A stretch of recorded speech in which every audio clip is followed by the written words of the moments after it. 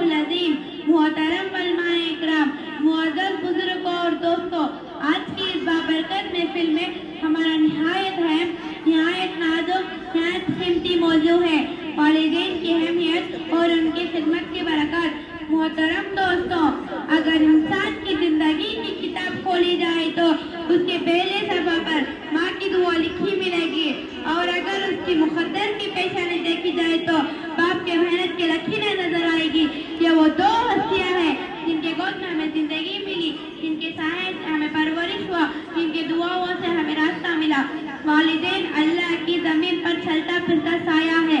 والدین جنت کے دو دروازے ہیں جو کھلے بھی رہ سکتے، بند بھی ہو سکتے.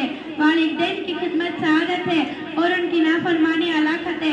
والدین کی رضا میں رب کی رضا ہے اور ان کی ناراضی میں رب کی ناراضی ہے.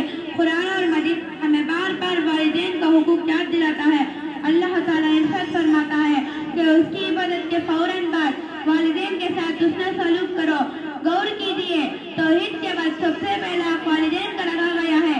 اس سے بڑھ کر والدین کی عظمت کی کیا دلیل ہو سکتی ہے؟ میرے بھائیوں، ہمیں سوچنا چاہیے کیا ہم نے کبھی اپنے ماں کے پاؤں دبائے؟